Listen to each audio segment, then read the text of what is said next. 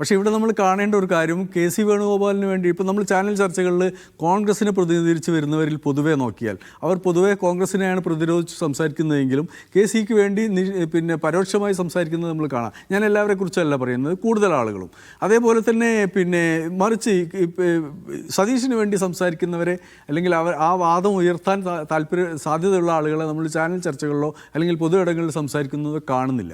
അവരെക്കുറിച്ച് അതേസമയം തന്നെ ഈ MLA-മാർ കെ.സിക്ക് വേണ്ടി നിൽക്കുന്നു എന്ന് പറയുന്ന MLA-മാരെ ഒരു പൊതുരംഗത്ത് ആ ഒരു വികാരം പ്രകടിപ്പിക്കുന്നില്ല. അല്ലെങ്കിൽ അവർ ആത്മവിശ്വാസത്തോടുകൂടി ഞങ്ങൾ കെ.സി. വേണുഗോപാലിന് വേണ്ടി നിൽക്കുന്നവരാണെന്ന് പിന്നെ ആത്മവിശ്വാസം അവർ ആരോടെയും പ്രകടിപ്പിക്കുന്നില്ല. തെരുവിൽ ചോദ്യം ചെയ്യപ്പെടുന്ന MLA-മാർ മുഴുവൻ ഞങ്ങളെ ഇത് AI-ആണ്, ഞങ്ങളത് നിലപാടെടുത്തിട്ടില്ല എന്നൊക്കെയാണ് പറയുന്നത്. അവർ പ്രതിരോധത്തിലാണ്. അതേസമയം ഇവിടെ നിൽക്കുന്നത്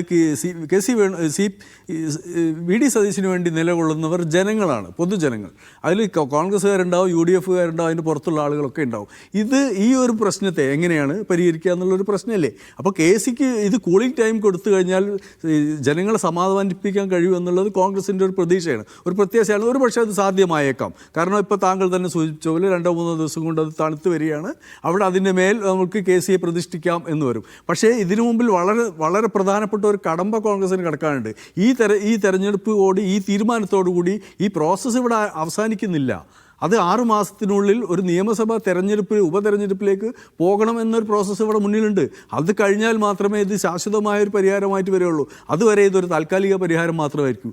ആ ഘട്ടത്തിൽ ജനങ്ങൾ എന്ത് തീരുമാനിക്കും എന്നതിനെ ഇവർക്ക് എങ്ങനെയാണ് മുൻകൂട്ടി കാണാൻ കഴിയുക എന്നൊരു പ്രശ്നമല്ലേ? അപ്പോൾ ജനവികാരം എന്നതിനെ പിന്നെ കൂളിംഗ് ടൈം കൊടുത്തുകൊണ്ട് പരിഹരിക്കാം, അല്ലെങ്കിൽ അതിനെ പിന്നെ പതുക്കെ തണുപ്പിച്ചു കൊണ്ടുവരാം എന്ന തന്ത്രം സാധാരണഗതിയിൽ എല്ലാ രാഷ്ട്രീയ പ്രതിസന്ധികളിലും വിജയിക്കുന്ന തന്ത്രം ഈ ഒരു ഉപതെരഞ്ഞെടുപ്പ് മുന്നിൽ നിൽക്കുമ്പോൾ വിജയിപ്പിക്കാൻ കഴിയുമോ എന്നതാണ് യഥാർത്ഥത്തിൽ കോൺഗ്രസ് നേരിടുന്നത്. ഇത് തന്നെയാണ് ഘടകകക്ഷികൾ എല്ലാവരും, ഏതെങ്കിലും ഒരു ഘടകകക്ഷി അല്ലെങ്കിൽ മുസ്ലിം ലീഗോ മാത്രമല്ല, ഘടകകക്ഷികൾ ഉന്നയിക്കുന്ന പ്രശ്നം. അവർ മുന്നോട്ട് വെച്ചത് ഇതിൽ കെ.സി. വേണമോ, VD സതീശൻ വേണമോ, രമേശ് ചെന്നിത്തല വേണോ എന്നല്ല, ഉപതെരഞ്ഞെടുപ്പുകൾ ഒഴിവാക്കണം.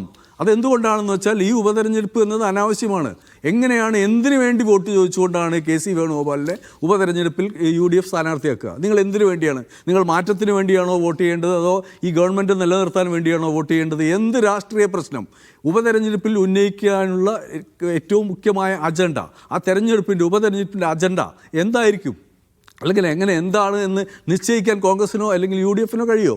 അതിനോട് ജനങ്ങൾ സ്വീകരിക്കുന്ന സമീപനം എന്തായിരിക്കും എന്ന് നമ്മൾ തുടർച്ചയായി പറഞ്ഞുകൊണ്ടിരിക്കുന്നു. ഈ രാഷ്ട്രീയ ഘടന മാറി, തെരഞ്ഞെടുപ്പിലെ ആളുകളുടെ ചോയ്സ് മാറിയിട്ടുണ്ട്. അപ്പോൾ അങ്ങനെയുള്ള ഒരു ഘട്ടത്തിൽ നിങ്ങൾ ഞങ്ങളുടെക്ക് മുഖ്യമന്ത്രിയെ പിന്നെ വിജയിപ്പിച്ചു തരണം എന്ന് പറയാനുള്ള ന്യായമായ ഒരു രാഷ്ട്രീയ കാരണം എന്താണ്? ഇതിന് വളരെ പ്രധാനപ്പെട്ട കാര്യമാണ്.